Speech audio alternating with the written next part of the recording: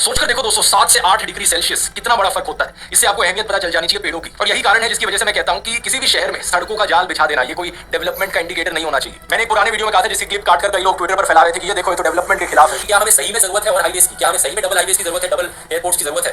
क्योंकि जो एक्सिस्टिंग अब हाईवेज बनाए जा रहे हैं उनके लिए कितने फॉरेस्ट काटे जा रहे हैं दोस्तों। कई ऐसे हाईवे जिनको नेशनल पार्क के बीच में से निकाला जा रहा है, वाइल्ड लाइफ सेंचुरीज के बीच में से निकाला जा रहा है। शहरों के अंदर ये कंक्रीट और एस्फाल्ट बिछा देना, सड़कों को बड़ा करना, मेरी राय में डेवलपमेंट नहीं है। मेरी राय में डेवलपमेंट का मतलब है कि लोगों के लिए ढंग की वॉकेबल प्लेसेस बनाई जाए, ऐसे शहर बनाए जाए जहां बाहर का टेंपरेचर ज्यादा कंफर्टेबल हो, क्योंकि इतनी ग्रीनरी हो कि लोग चलकर जा सके कहीं पर भी। गाड़ियों का कम से कम इस्तेमाल किया जाए, क्योंकि गाड़ियां भी अपने आप में हीट रिलीज करती हैं, जिनकी वजह से अर्बन हीट आइलैंड का इफेक्ट और ज्यादा बढ़ जाता है। इस चीज की बात मैंने इस वाले वीडियो में करी थी, जिसमें मैंने बताया था कि शहरों के अंदर जितनी ज्यादा जगह ऐसी हो जहां पर गाड़ियों को कंप्लीटली बैन कर दिया जाए, उतना ही अच्छा होगा लोगों के लिए। और ये एक ऐसी चीज है जो ज्यादातर डेवलप्ड देशों के शहर समझने लग रहे हैं। पेरिस के शहर में ट्रांसफॉर्मेशन देख लो, वहां की सरकार ने बड़े स्केल पर गाड़ियों को बैन किया शहर के अंदर से, एस्फॉल्ट को हटाकर पेड़ लगाए, साइकिलिंग को प्रमोट किया। ये सारी चीजें की ताकि अर्बन हीट आइलैंड का इफेक्ट कम हो और लोगों को एक ज्यादा कंफर्टेबल टेंपरेचर मिल पाए शहर में घूमने के लिए, ताकि लोग पैदल चल के जा सके एक से दूसरी जगह पर। पब्लिक ट्रांसपोर्ट को प्रमोट करना एक ऑल्टरनेटिव के तौर पर बहुत जरूरी है। यहाँ पर एयर कंडीशनर्स का इस्तेमाल किया जाना एक और ऐसी चीज जिसकी वजह से अर्बन हीट आइलैंड का इफेक्ट बढ़ता है। गर्मी बढ़ती है बाहर, लोग घरों में एसी चलाते हैं। घरों में एसी चलाने का मतलब है कि दूसरी तरफ से बाहर गर्मी निकलेगी और बाहर का जो एरिया है, एनवायरमेंट है, वो ज्यादा गर्म रहेगी। इसका एक ऑल्टरनेटिव है नेचुरल तरीकों का इस्तेमाल किया जाए। बिल्डिंग के डिजाइन में वेंटिलेशन इस तरीके से की जाए कि एसी की कम से कम जरूरत पड़े। हिस्टोरिकली हमारे पूर्वज अक्सर ऐसी बिल्डिंगों को डिजाइन किया करते थे। दुबई में ही ओल्ड बिल्डिंग्स को देख लो, इनके ऊपर एक इमारत सी बाहर आती है बिल्डिंगों के ऊपर से, जिसके ऊपर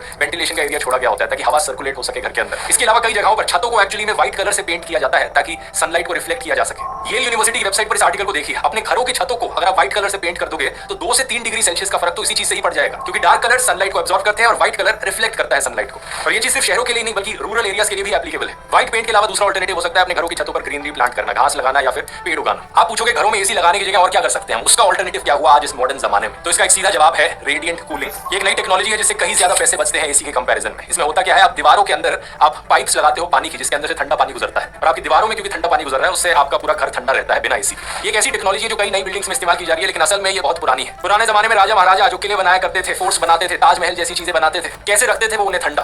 वाटर चैनल्स का इस्तेमाल करके। पानी के छोटे छोटे चैनल्स बिल्डिंग के आसपास बहते थे और पानी क्योंकि वहां से गुजरता था, इससे वो पूरा एरिया आसपास का ठंडा रहता था। वही कॉन्सेप्ट है ये। इस टेक्नोलॉजी को प्रमोट करने से ना सिर्फ एक शहर ज्यादा ठंडा रहेगा बल्कि पैसे भी बचेंगे, इलेक्ट्रिसिटी बिल भी कम आएगा। और इसके अलावा ऑब्वियसली सरकारों को फोकस करना होगा कि शहरों को ज्यादा से ज्यादा हरा भरा बनाया जाए, और ज्यादा पेड़ और ज्यादा पार्क्स, ताकि ये हीट वेव का इंपैक्ट कम से कम हो सके। और ये सारे सॉल्यूशंस हमें जल्द से जल्द इंप्लीमेंट करने होंगे, क्योंकि आने वाले समय में ये हीट वेव्स और खतरनाक बनने वाली है और बड़ी बनने वाली है।